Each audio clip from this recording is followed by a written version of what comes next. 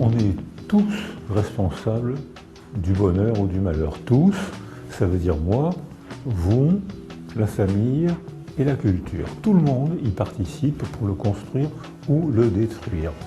Mais il y a des individus qui sont plus ou moins sensibles, d'autres qui sont plus ou moins indifférents. En plus, le bonheur, c'est une notion sociale qui est apparue avec la Révolution française.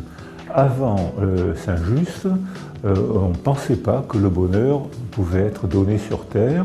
On passait sur terre dans une vallée de larmes entre deux paradis. Le paradis perdu à cause d'Adam et Ève et le paradis à regagner peut-être si vous avez été bien sage et bien soumise. Et entre ces deux paradis, il y avait la vallée de larmes. Et c'est la Révolution française qui, la première, a dit pas du tout. On peut acquérir le bonheur sur terre. C'était une révolution mentale.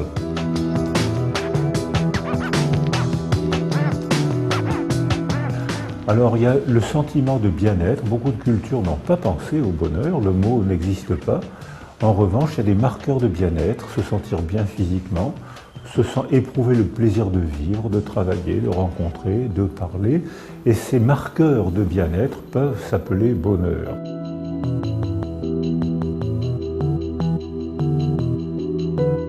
Il peut y avoir des causes biologiques parce que, par exemple, on sait que certaines tumeurs cérébrales, en touchant certaines zones du cerveau, provoquent des intenses douleurs mentales. On est désespéré, on est déprimé alors que rien n'a changé dans notre contexte et dans notre histoire. Une autre zone stimulée à côté provoque un intense sentiment de bonheur alors que rien n'a changé dans notre contexte et dans notre histoire. Il y a des substances qui provoquent des extases et d'autres qui provoquent des dépressions. Le cortencile, qui est une cortisone, provoque des moments d'euphorie, mais d'autres substances, comme la réserpine, provoquent des moments de dépression intense.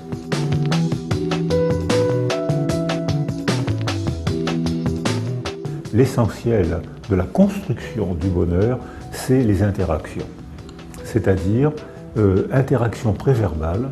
Les bébés, en fin de grossesse et au cours des premiers mois de la vie, acquièrent une aptitude à être heureux parce qu'ils acquièrent une aptitude à parler et à établir des relations.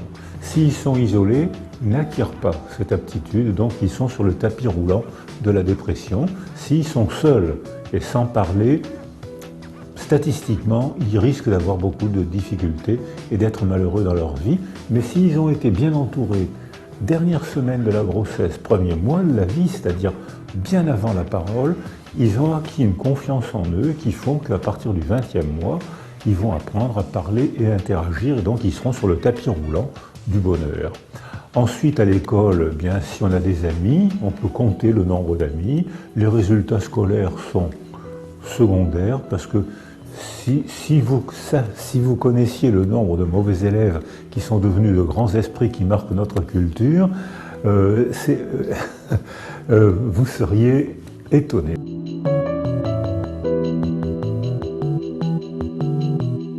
Dans le grand âge, on voit que contrairement à ce qu'on dit, 75% des gens de plus de 70 ans continuent à faire la fête. C'est-à-dire, mais ça fait quand même 30% qui dépriment et qui sont malheureux, alors que c'est 12 à 15% quand on est adolescent. Donc c'est vrai que la courbe du malheur monte avec l'âge, mais à 70 ans, il y a quand même 70% des personnes âgées qui jouent au tennis, courent le monde et font la fête.